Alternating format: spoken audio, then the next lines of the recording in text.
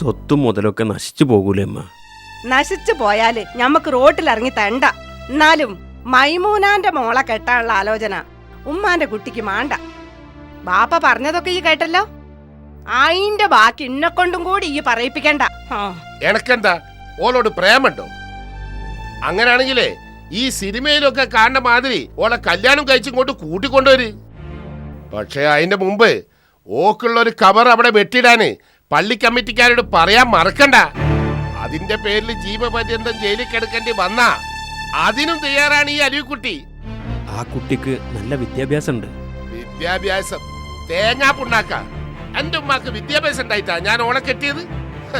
എന്നിട്ട് ഓളും പറ്റിയില്ലേ 2-3 ഓളെ ബാപ്പേ ശ്രീധനായിട്ടും അല്ലാണ്ടും തന്ന സ്വത്ത് വെച്ച് കളിച്ചിട്ടാ ഞാൻ ഇത്രയും മുതലുണ്ടാക്കിയത്. ആ പാരമ്പര്യം തുടർന്നാ മതി. ഇനി ഇമ്മാര് ഭർത്താനായിട്ട് ബാപ്പാന്റെ മുന്നിലേക്ക് വന്നാല് എനിക്ക് നല്ലോണം അറിയാലോ. എന്നെ കുഞ്ഞുവേ പറഞ്ഞ് മനസ്സിലാക്കി കൊടുക്കും മോന്.